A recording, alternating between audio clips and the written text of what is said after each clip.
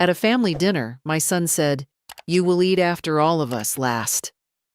All that was left for me were just scraps and bread. I endured this for months, but then I couldn't take it anymore. And good day, dear listeners. It's Louisa again. I'm glad you're here with me. Please like this video and listen to my story till the end, and let me know which city you're listening from. That way I can see how far my story has traveled. I never thought my golden years would taste like stale bread and cold leftovers. My name is Margaret, and for 67 years, I'd built a life I was proud of. My husband Robert and I raised our son David in our cozy 3-bedroom house in suburban Pennsylvania. We weren't wealthy, but we were comfortable. Robert worked as an accountant. I taught elementary school for 30 years, and together, we'd saved enough to retire with dignity. When Robert passed away 3 years ago from a sudden heart attack, the house felt enormous and empty. The silence was deafening. David called me every week after his father's funeral. "Mom, are you eating well? Are you lonely? Jessica and I worry about you." Jessica was his wife of 5 years, a polished woman who worked in marketing. They had 2 children, Emma, 7, and little Noah, 4. I'd see them on holidays, birthdays, the usual family gatherings. Everything seemed normal, loving, even. Then David made the suggestion that would change everything. "Mom, Jessica and I have been talking. Our apartment is getting cramped with the kids growing. What if we moved in with you? Just temporarily, until we save enough for a bigger place. You have all that space, and we could help you with maintenance, groceries, everything. You wouldn't be alone anymore." How could I say no? The thought of having my grandchildren's laughter fill these empty rooms again made my heart swell. I imagined baking cookies with Emma, reading bedtime stories to Noah, being the grandmother I'd always wanted to be. "Of course, sweetheart. This is your home too." They moved in on a Saturday in September. The first month was wonderful. Emma would run to hug me after school. Noah would climb into my lap while I watched television. Jessica seemed pleasant enough, always thanking me for letting them stay. David worked long hours at his software company, but he'd smile warmly when he came home to find dinner waiting. But something shifted in October. It started small. Jessica began rearranging my kitchen without asking. "Margaret, you'll find this layout much more efficient," she'd say, moving my dishes to cabinets I could barely reach. Then she started making comments about my cooking. "The kids are used to less salt, Margaret, and we're trying to eat more organic." I adjusted my recipes, trying to accommodate. Then came the first dinner that changed everything. It was a Thursday evening. I'd spent the afternoon making pot roast, Robert's favorite recipe. The smell filled the house, rich and comforting. I'd set the table for 6, placed fresh flowers in the center. When everyone gathered, I moved to sit in my usual spot at the head of the table. "Actually, Mom," David said, his voice casual but firm, "Jessica and I were thinking I should sit there. You know, as the head of the household now." I froze, my hand on the back of my chair. Head of the household? This was my house. My name was on the deed. But David's eyes had this expectant look, and Jessica was watching me with a slight smile. Emma and Noah were already seated, oblivious. "Of course," I heard myself say. I took the seat at the far end, the seat where Robert used to sit. No, where guests used to sit. Dinner began. Jessica served David first, then the children, then herself. The platter of pot roast made its way around. By the time it reached me, only the fatty edges remained. The roasted potatoes? Gone? The glazed carrots? Scraped clean. "There's bread in the kitchen, Mom," David said without looking up from his plate. I stared at my plate, at the scraps that wouldn't have been enough for a proper meal. My stomach growled. I'd been cooking since noon and hadn't eaten lunch. You'll eat after all of us in last turn, David suddenly announced, as if establishing a new house rule. We need our energy for work and school. You're retired, you can eat any time. Jessica nodded in agreement. Emma giggled, though I don't think she understood why. Noah was too focused on his food to notice my face burning with humiliation. I sat there, silent, as my family finished their meal. Then I collected the scraps and went to the kitchen. I found half a loaf of bread and made myself a dry sandwich. That night, lying in bed, I told myself it was a misunderstanding, a one-time thing. But deep down, I knew something had fundamentally changed in my own home, and I had no idea how much worse it would become. The last to eat rule wasn't a one-time thing. It became my new reality. Every single dinner, I watched my family fill their plates while I waited. David would pile his plate high. Jessica would serve the children generous portions, and by the time the dishes reached me, I was left with whatever they didn't want. Overcooked edges, cold vegetables, the smallest piece of chicken, sometimes nothing at all but bread and butter. I began losing weight. My clothes hung looser on my frame. When I looked in the mirror, I barely recognized the tired woman staring back at me. The grandmother who used to stand tall now had a permanent stoop, as if I was physically shrinking in my own home. But it wasn't just the food. In November, Jessica informed me that my bedroom was too large for one person and that they needed it for a home office. You'd be more comfortable in the guest room, Margaret. It's cozy. Perfect for someone your age. The guest room was barely 10 by 10 feet, with a single window that overlooked the trash bins. My bedroom, the one I'd shared with Robert for 40 years, became Jessica's workspace. I could hear her on conference calls through the wall, discussing marketing strategies in the room where my husband had died. I tried to talk to David. One evening, I caught him alone in the garage. "Sweetheart, I need to talk to you about some things that have been happening." "Mom, not now. I've got a deadline." He didn't even look up from his phone. "David, please. It's important. I feel like I'm being what? Fed? Housed? Mom, we've been helping you. Do you know how expensive it is to maintain this place? The property taxes alone." "I pay the property taxes, David. This is my house." He finally looked at me, and something cold flashed in his eyes. "Is it? Because Jessica and I have been doing all the repairs, all the maintenance, all the work. You just exist here." The words hit me like a slap. I wanted to argue, to remind him of the mortgage I'd paid for 30 years, the rooms I'd painted, the garden I'd planted. But he'd already turned away, dismissing me. That night, I did something I hadn't done in months. I went to my old bedroom. Jessica had left her laptop open on the desk, and I could see a document on the screen. Curiosity pulled me closer. It was an email draft to a real estate attorney. Exploring options for transferring property deed, elderly owner showing signs of diminished capacity, family members currently providing full-time care. My blood ran cold. Diminished capacity?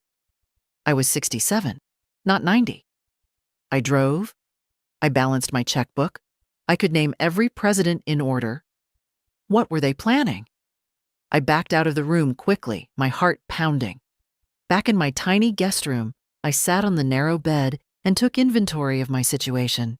The facts were clear. They were isolating me, starving me, taking over my home piece by piece. And now they were planning to take the house itself, claiming I wasn't capable of managing my own affairs. How long had I been tolerating this? 3 months? 4? I'd made excuses, told myself I was being sensitive, that David was just stressed from work. But this email proved everything. They didn't see me as family. They saw me as an obstacle to their inheritance. Fear gripped me. What could I do? If I confronted them, they'd gaslight me, tell me I was confused, maybe even use it as more evidence of my supposed incompetence. If I asked them to leave, they could refuse, claim they had tenant rights after living here for months, but I wasn't helpless, not yet. I'd been a teacher for 3 decades. I'd dealt with difficult parents, navigated school bureaucracies, advocated for children who had no voice. I'd survived the Depression as a child, put myself through college, raised a family. Robert always said I was the strongest person he knew. It was time to remember that. I pulled out a notebook from my nightstand and began writing. First, I documented everything: dates, incidents, conversations. The dinner where David announced the eating order. The day Jessica took my bedroom. Every slight, every humiliation recorded in detail. Then I made a list of my assets: the house, my retirement accounts, my teacher's pension, my savings. Everything was in my name. Robert had made sure of that when he'd updated our will. Finally, I outlined a plan. Not revenge, nothing dramatic, just a series of steps to reclaim my life, my dignity, my home. Step 1. I needed proof of their intentions. That email wasn't enough. I'd seen it by accident, couldn't use it legally. Step 2.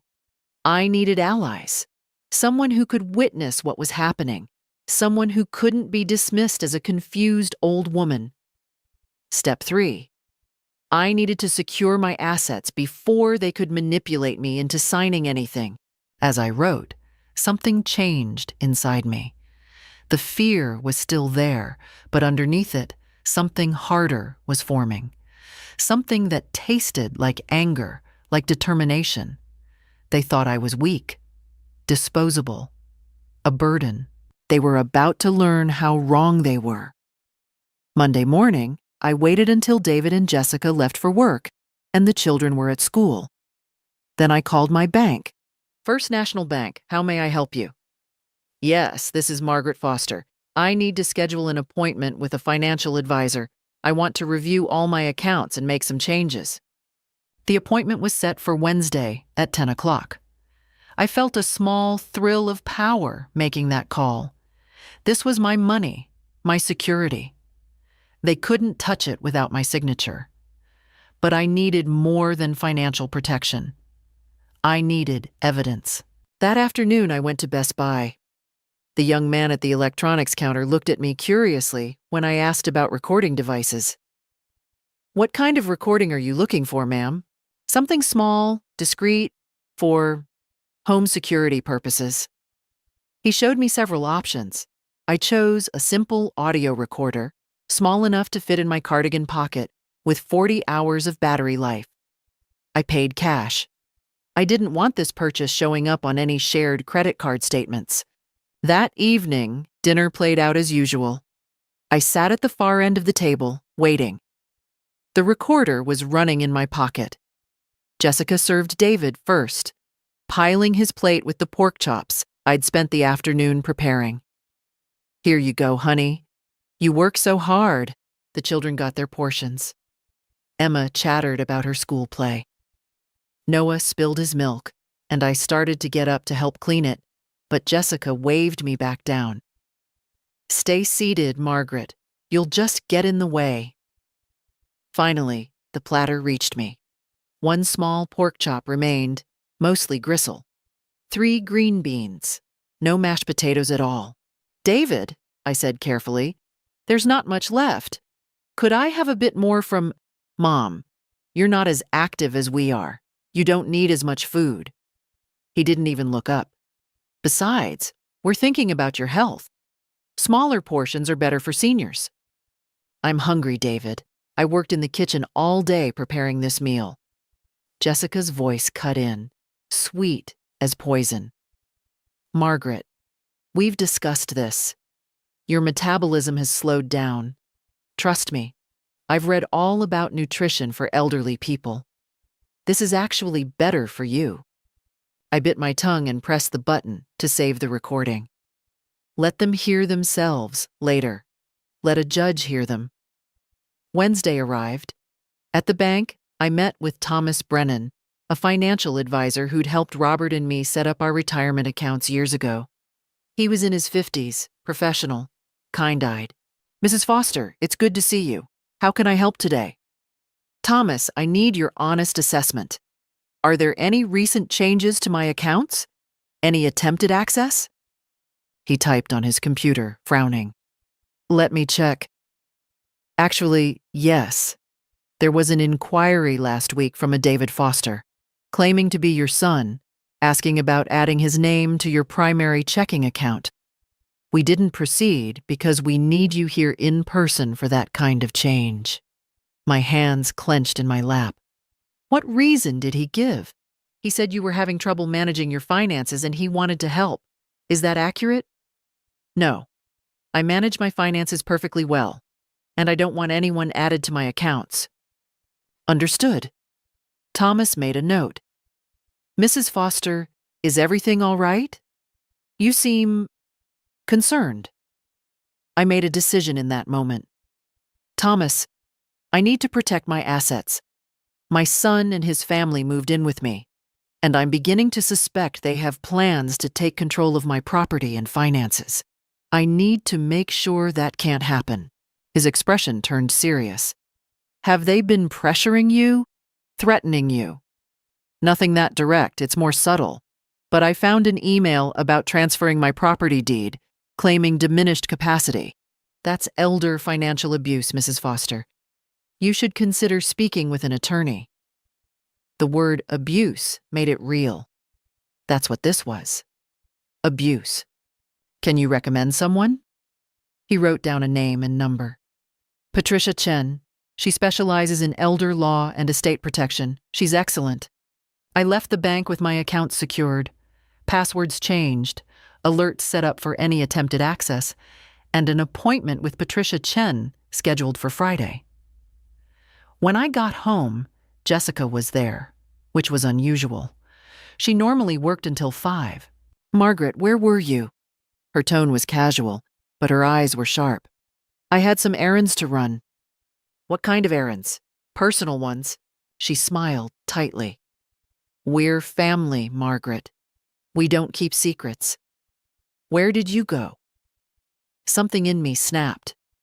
"Jessica, I'm 67 years old. I don't answer to you." Her smile vanished. "Fine. Be that way. But just so you know, David and I have been discussing your behavior lately. You seem confused, forgetful. Maybe it's time we talked about getting you evaluated by a doctor." There it was. The threat barely veiled. "I'm not confused, and I'm not forgetful. I know exactly what's happening." "Do you?" She stepped closer. "Because from where I'm standing, you're an elderly woman living alone in a house too big for her, struggling to take care of herself. Lucky for you, we're here to help." "This is my house, Jessica." "For now," she said softly. Then she turned and walked upstairs.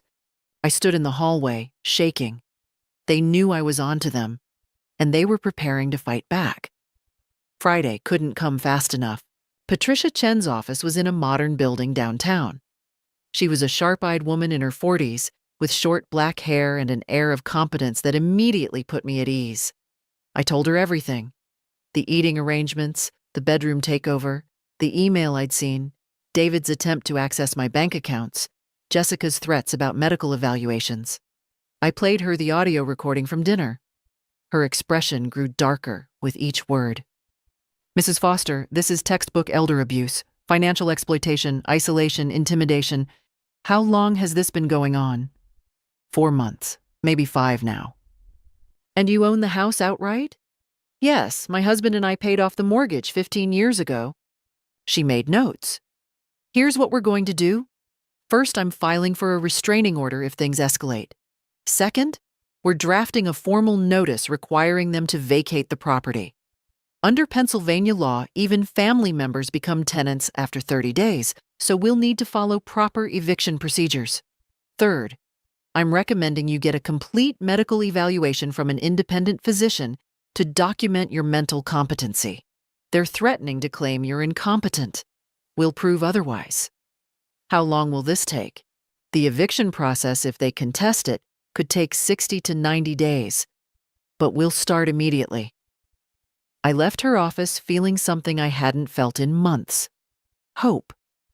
But when I got home that evening, David and Jessica were waiting for me in the living room. Both of them. Together. Their expressions were cold. "Mom, sit down," David said. "We need to talk." I remained standing. "About what?" "About your little trip to see a lawyer today." My blood froze. How did they know? Jessica smiled, holding up her phone. "You're on my phone's family tracking app, Margaret. I added you months ago, remember? For safety reasons? I can see everywhere you go." I'd completely forgotten about that. She'd convinced me to install it after Robert died, saying they worried about me driving alone. David leaned forward. "So, you're planning to kick us out? Your own family? Your own son? You've been trying to steal my house." "Steal?" Jessica laughed. "Margaret, we've been supporting you, paying for groceries, utilities, maintenance." "I pay the utilities. I pay the property taxes." "And we pay for everything else?" David shot back. "Mom, face it. You can't manage this place alone. You're getting older, more confused. We're trying to help you, and you're treating us like criminals. You tried to access my bank accounts without my permission. Because you kept forgetting to pay bills." David stood up, his face reddening.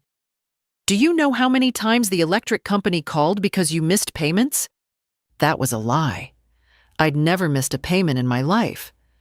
But the way he said it, so confidently, made me doubt myself for a split second. Was I forgetting things? No. This was manipulation. Gaslighting. "Get out," I said quietly. "What?" "Get out of my house. You have 30 days. I'm formally evicting you." Jessica's mask slipped entirely. "You can't do that. We have rights. And once we tell the court about your mental state, about how you're paranoid and irrational, no judge will side with you. We'll get guardianship, Margaret. We'll have you declared incompetent, and then we'll decide what happens to this house." "Try it," I said, my voice shaking but firm. "I have a lawyer. I have documentation. And I'm getting a medical evaluation to prove I'm completely competent."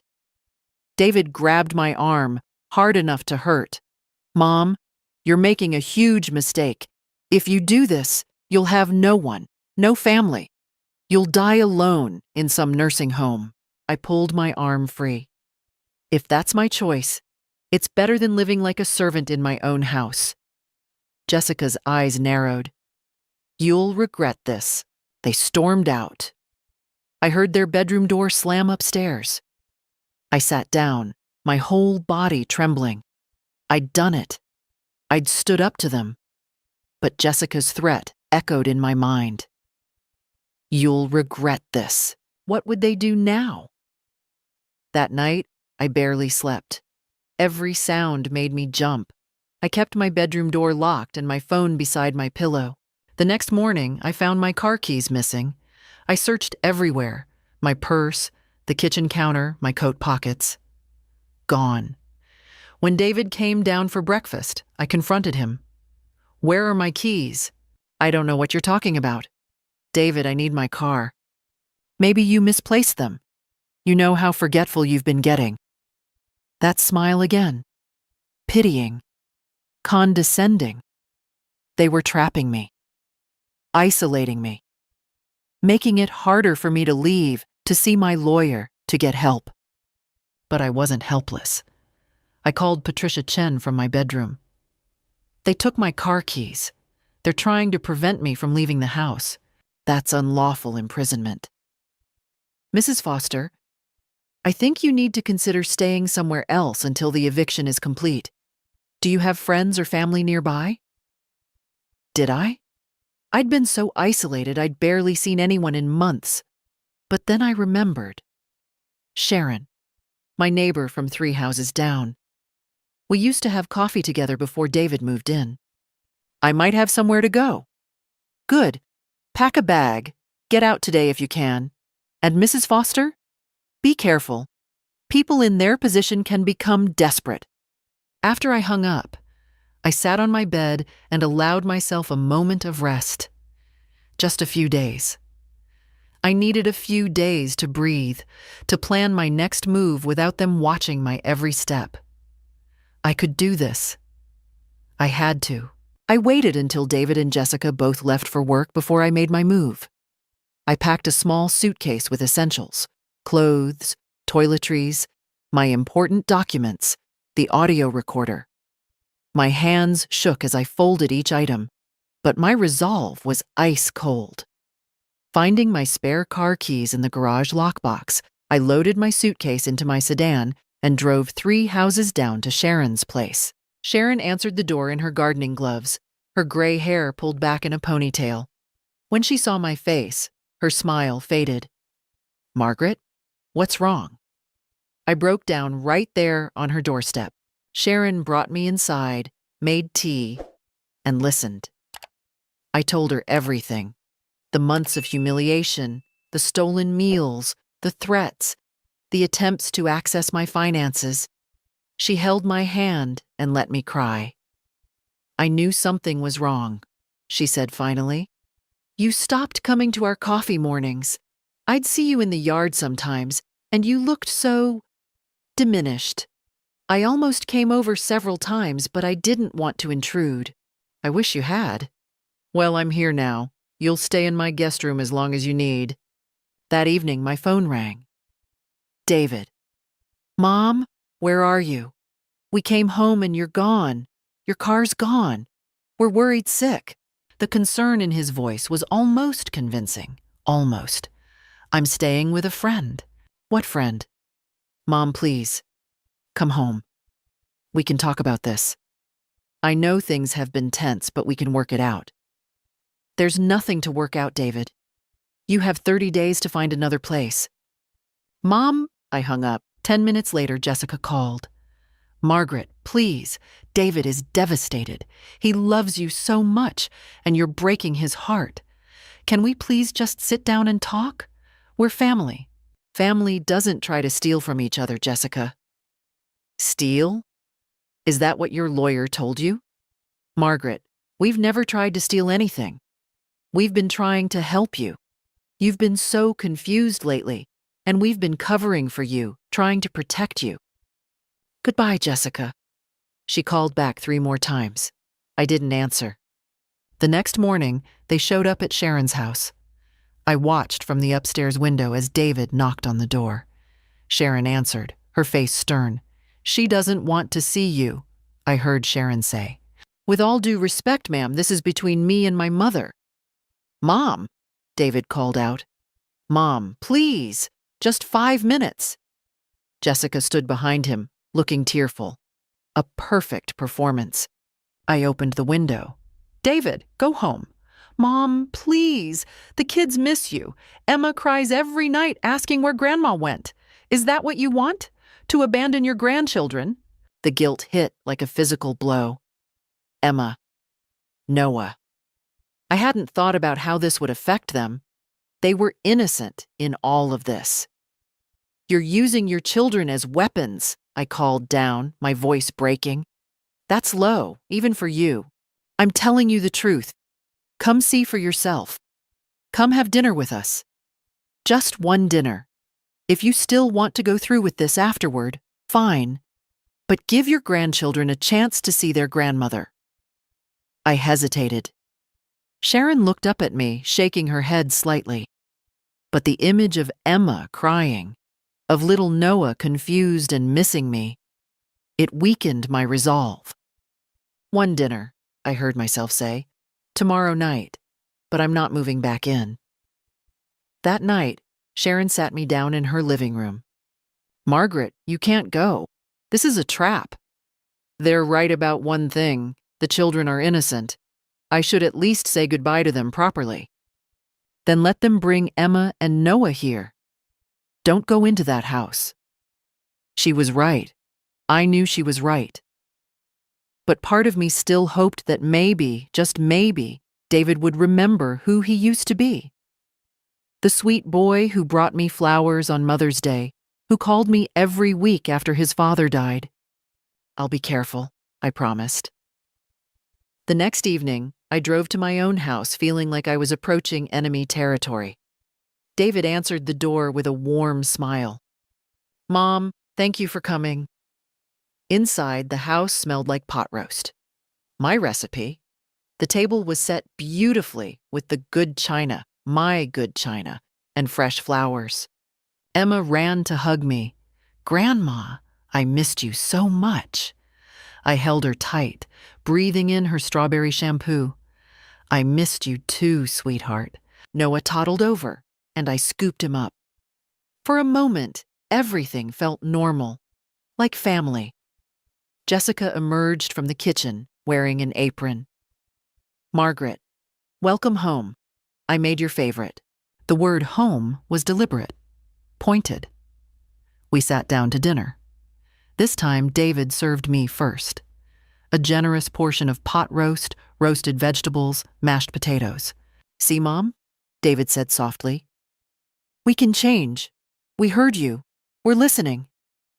I looked at the plate in front of me, at my grandchildren's happy faces, at David's hopeful expression, and I felt something cold settle in my chest. This was the temptation. This was them showing me what I'd lose if I continued fighting them. They were offering me the illusion of peace, of family, of belonging. All I had to do was surrender. I picked up my fork, took a bite of pot roast. It was good, perfect actually. "This is lovely," I said calmly. "Thank you for the meal." Jessica beamed. "So, will you come home?" I set down my fork. "No." The smile froze on her face. "This doesn't change anything," I continued. "You've shown me you can be kind when it suits you, but I know what happens when I don't suit you anymore. I know what you're capable of." David's face darkened. "Mom." "Thank you for dinner. Emma, Noah, Grandma loves you very much. I'm going to make sure I can see you both, but not here, not like this." I stood up and walked to the door. My legs felt steady. My mind was clear. Behind me, I heard Jessica's voice, sharp and cold. "You're going to regret this, Margaret." But as I drove back to Sharon's house, I realized something. I didn't regret it at all. For the first time in months, I felt like myself again. I spent the next week at Sharon's house, regaining my strength. I ate proper meals, slept in a comfortable bed, and began to remember what it felt like to be treated with respect. Sharon became my ally, my witness, my friend. She drove me to my medical evaluation with Dr. Harrison, an independent physician Patricia had recommended. Dr. Harrison put me through a comprehensive assessment, cognitive tests, memory evaluations, physical examination. At the end, he looked at me over his glasses and said, "Mrs. Foster, you're in excellent mental and physical health for your age. There's absolutely no evidence of diminished capacity or cognitive decline. I'll have my report sent to your attorney." I could have cried with relief, but my peace was short-lived. On Saturday morning, Sharon's doorbell rang. Through the window, I saw David's car in the driveway, but this time, he'd brought reinforcements. Sharon opened the door to find David, Jessica, and an older woman I didn't recognize. Mid-70s, expensively dressed, with David's same sharp eyes. "Who are you?" Sharon asked. "I'm Diane Foster, David's mother-in-law," the woman said in a crisp voice. "We're here to speak with Margaret." I came to the door. "What do you want?" Diane smiled, but it didn't reach her eyes. "Margaret, dear, may we come in? I've heard so much about this unfortunate situation, and I think I can help mediate." Sharon looked at me. I nodded reluctantly. We all moved to the living room, the tension thick enough to cut. Diane sat down gracefully and folded her hands. "Margaret, I understand you've been going through a difficult time. Losing a spouse is incredibly hard, and sometimes we don't make the best decisions when we're grieving. I'm not grieving anymore, I said coldly, and my decisions are sound. Of course, of course. But I think there's been a terrible misunderstanding. David and Jessica are genuinely trying to help you. They've put their own lives on hold to care for you. They tried to steal my house. Diane's smile tightened. That's a very serious accusation. Do you have proof? I thought of the email I'd seen but couldn't legally use. I stayed silent. I didn't think so, Diane continued smoothly. Margaret, I'm going to be frank with you. I'm a retired family court judge. I know how these situations play out. If you continue down this path, evicting your own family, making baseless accusations, it's going to look very bad for you. Courts don't look kindly on elderly people who turn against family members trying to help them. Is that a threat? It's reality. She leaned forward. But here's what I'm proposing. A compromise. You drop the eviction. David and Jessica agree to pay you modest rent. You all work with a family therapist to rebuild trust. Everyone wins. Except I'd still be living as a prisoner in my own home. Jessica spoke up, her voice quavering. Margaret, please. Think of Emma and Noah. They love you. Don't you want to be part of their lives? Don't use those children as shields, I said sharply. David stood up, his face flushed. Mom, enough. We've tried to be nice. We've tried to compromise, but you're being stubborn and paranoid and, frankly, senile. Watch your mouth, Sharon cut in, her voice like steel. David ignored her, focusing on me. Here's what's going to happen. If you don't drop this eviction, we're filing a petition for guardianship. Diane knows judges. We have documentation of your erratic behavior, leaving your home without telling anyone, making wild accusations, isolating yourself from family. We'll have you declared incompetent, and then we'll decide what happens to you and your assets. There it was, the mask fully off. Not reconciliation at all, but a final ultimatum. Diane smiled again. Or you can be reasonable. Come home, drop the legal action, and we'll all move forward as a family. What do you say, Margaret? I looked at the three of them. David, who I'd raised and loved, now looking at me with cold calculation. Jessica, who'd never seen me as anything but an obstacle to her comfort. And Diane, a stranger, weaponizing her legal knowledge to threaten me. Get out of Sharon's house, I said quietly. Margaret, David started. Get out! The force of my voice surprised even me. Sharon stood up, positioning herself beside me. You heard her, Sharon said. Leave, now. Jessica's face twisted with rage. You'll regret this, Margaret. When you're sitting in a nursing home with nothing, remember that we gave you a chance. I'd rather have nothing than live under your roof, I said. They left, Diane's parting look full of promises of retribution. After the door closed, I sat down, shaking. Sharon put her arm around me. They're scared, she said. That's why they came with the mother-in-law. They're losing control and they know it. They threatened guardianship. Let them try. You have a doctor's evaluation proving you're competent. You have documentation of their abuse. Patricia will fight it. She was right, but I'd be lying if I said I wasn't afraid. The look in David's eyes, that anger, that entitlement, it was the look of someone who wouldn't stop until he got what he wanted. But neither would I. The war was truly beginning, and I was ready. The guardianship hearing was scheduled for 3 weeks later. Patricia had warned me it would be brutal. They're going to paint you as confused, isolated, paranoid.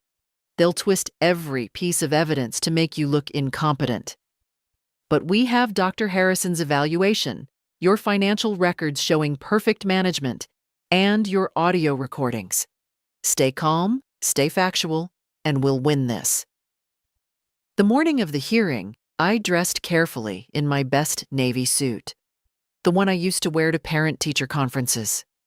Sharon drove me to the courthouse, squeezing my hand before I went inside. The courtroom was smaller than I'd imagined. Judge Morrison, a woman in her 60s with steel gray hair, presided. David and Jessica sat with their attorney, a slick man in an expensive suit.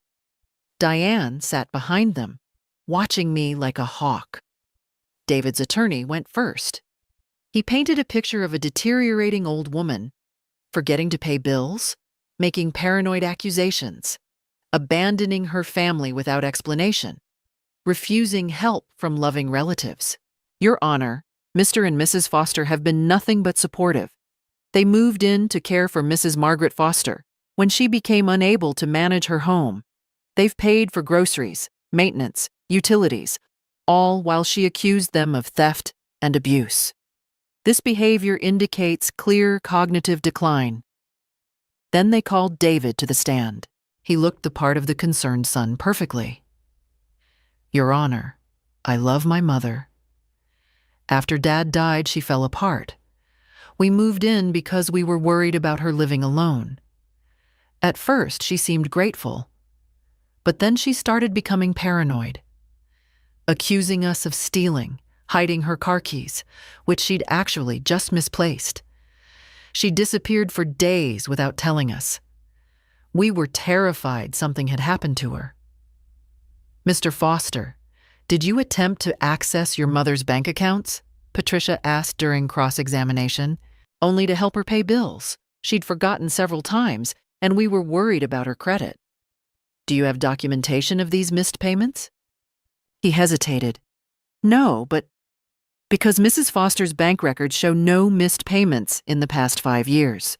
A flicker of annoyance crossed his face. She must have caught them at the last minute. Or perhaps you're lying. Objection! David's attorney stood up. Withdrawn, Patricia said smoothly. Mr. Foster, why did your wife, Jessica, send an email to a real estate attorney discussing transferring your mother's property deed? The courtroom went silent. David's face paled. I don't know anything about that. Patricia produced a printed copy of the email. This was sent from Jessica Foster's email address, discussing options for claiming your mother showed diminished capacity and transferring her property. Were you aware of this communication? No, I mean, Jessica might have been researching options for the future, in case Mom ever needed more care. So you were planning to take her home?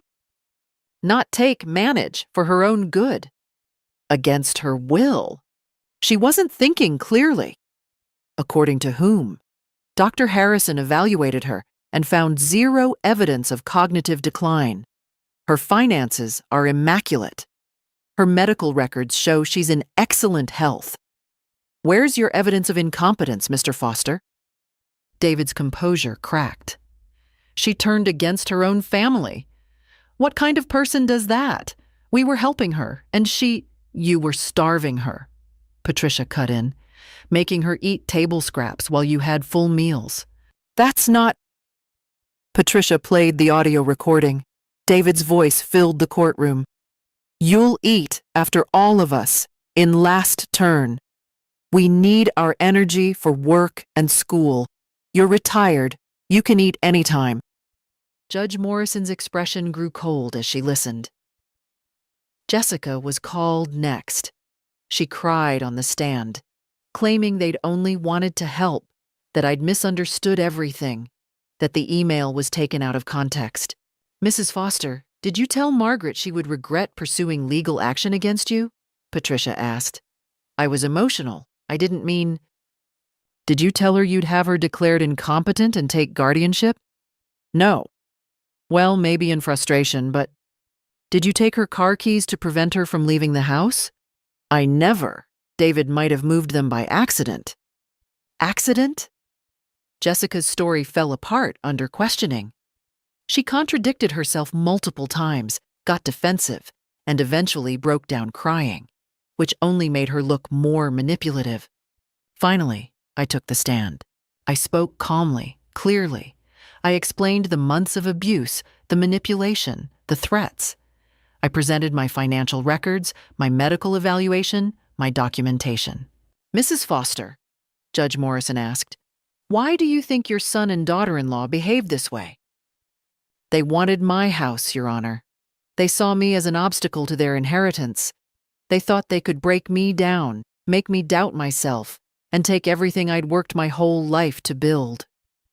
And how do you feel about your son now? I looked at David. He wouldn't meet my eyes. I love him, I said quietly. He's my son, and I always will love him. But I don't trust him, and I won't allow him to destroy me. Judge Morrison reviewed her notes.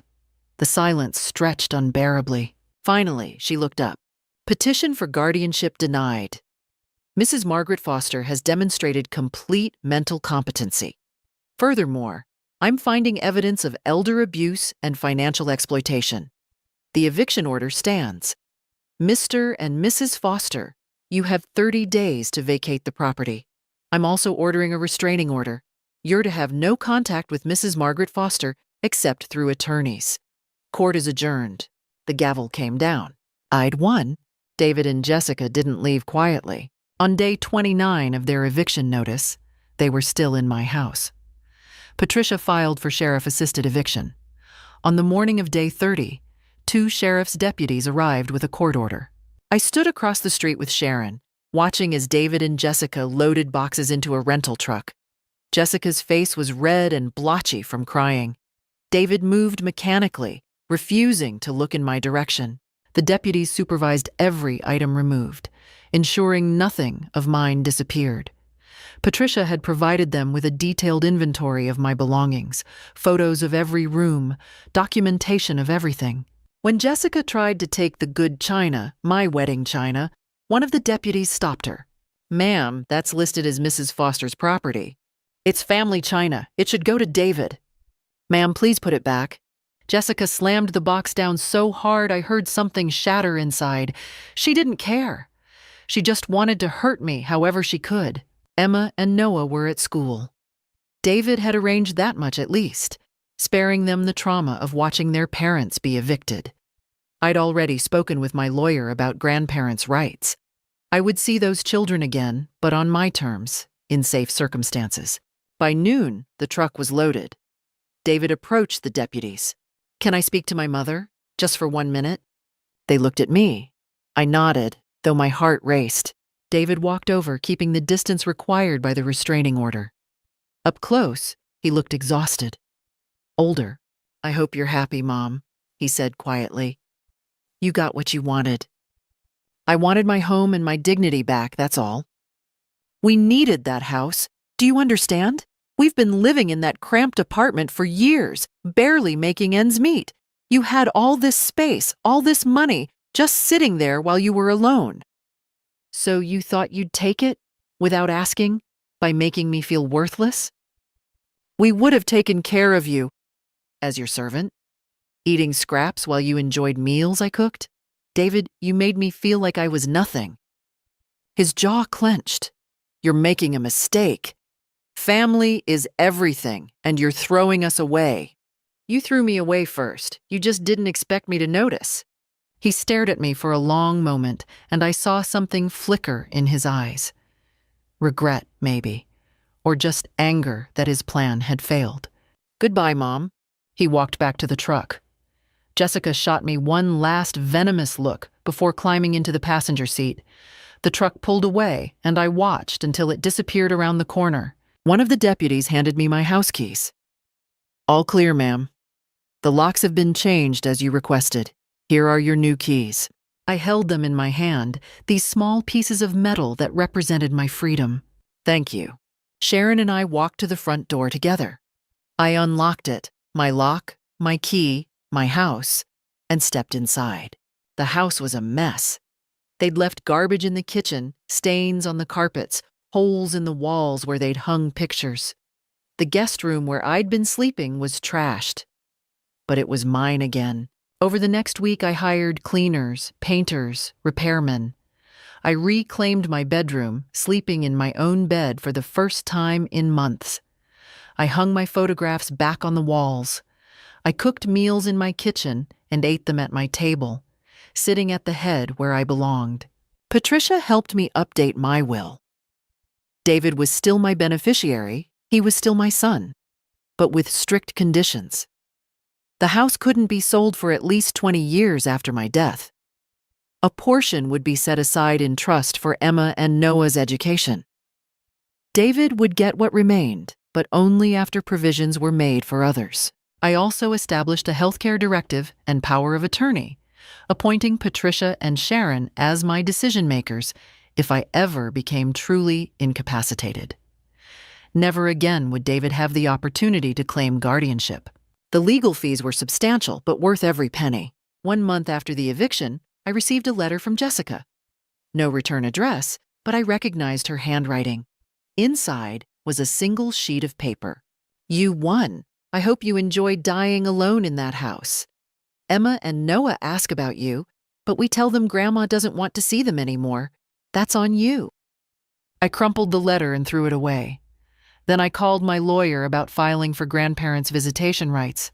3 months later, a court granted me supervised visitation with Emma and Noah twice a month. The first visit, at a family services center, Emma ran into my arms. "Grandma, Daddy said you didn't want to see us anymore." "That was never true, sweetheart. Grandma loves you both so much." I'd won more than my house back. I'd won my life back, my dignity, my self-respect. And I was just getting started. 6 months after the eviction, my life had transformed in ways I never imagined. I started volunteering at the local senior center, teaching financial literacy classes. Turns out, my experience with elder abuse wasn't unique. I met dozens of other seniors who'd faced similar situations with their families.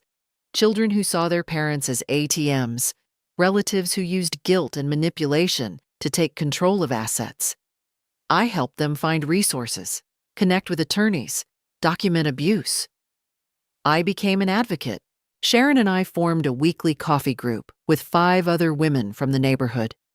We called ourselves the Golden Girls, though we laughed that we were more like the Silver Warriors.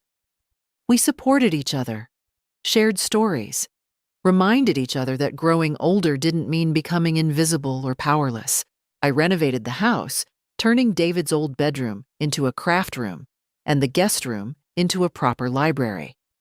I planted a new garden, joined a book club, started taking watercolor painting classes. For the first time in years, maybe in my entire life, I was living for myself. My visits with Emma and Noah continued. The supervised visitation eventually became unsupervised weekend visits at my house. I'd pick them up on Saturday mornings, and we'd bake cookies, work on puzzles, read stories. They never mentioned their parents' situation, and I never asked. I just focused on being their grandmother, giving them stability and love. But through small comments the children made, I pieced together what was happening in David and Jessica's life. They'd moved into a small 2-bedroom apartment on the other side of town. "Daddy's new place is really small," Noah had said once. "We have to share a room, and Mommy says we can't make noise because the neighbors complain." David had been laid off from his software job. Emma mentioned it casually. "Daddy stays home now during the day. He's looking for work." Jessica's marketing career wasn't going well either. "Mommy's always on her phone talking to people about jobs," Emma had told me. "She gets really mad when they say no." I didn't take pleasure in their struggles, but I didn't feel guilty either. They'd made their choices. They'd tried to destroy me to get what they wanted, and now they were living with the consequences. Then, about 8 months after the eviction, I ran into Diane, Jessica's mother, at the grocery store. She looked older, tired. When she saw me, she actually approached. "Margaret." "Diane?" An awkward silence stretched between us. "I owe you an apology," she said finally. "I believed Jessica's version of events. I thought you were being unreasonable, but I've seen how they've been since they moved out. The way Jessica talks about you, the bitterness, the entitlement. I understand now what you were dealing with." I didn't know what to say. David lost his job because he was spending so much time on personal matters during work hours, trying to fight your eviction, meeting with lawyers. Jessica alienated several clients with her attitude and was let go. They're struggling financially, and instead of taking responsibility, they blame you for everything. That's not my problem anymore, Diane. I know, and it shouldn't be. She paused. For what it's worth, I'm glad you fought back. Jessica told me you'd just give up eventually, that you were too old, too weak to stand up to them. I'm glad she was wrong. After she left, I stood in the produce aisle for a long moment, processing the conversation. David and Jessica had lost everything they'd tried to steal from me. Their jobs, their stability, their comfortable life. And instead of learning from it, they were still playing the victim, still blaming me. Meanwhile, my life had never been better. I'd reconnected with old friends from my teaching days. I'd started dating. Nothing serious, just coffee dates with a retired professor named George who made me laugh. I'd even traveled, taking a cruise to Alaska I'd always dreamed about. The house that David and Jessica had coveted so desperately became a gathering place.